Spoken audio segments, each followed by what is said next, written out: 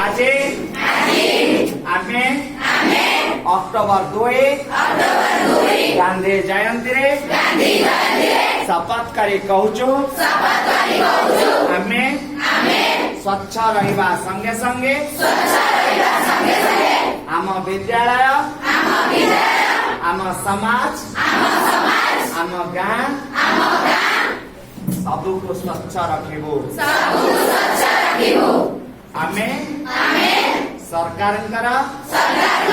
तथा कटक जिलार कलेक्टर महोदय 5P को अनुसरण करी पाठ पढ़िबु आमे आम विद्यालय ना रखिबु गाँर मध्य ना रखिबु आमे आज दिवस आहरी मध्य शपथ करी कहूचु जे आमे प्रत्येक को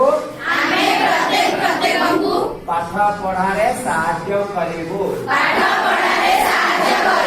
सरकार 01 मिशन को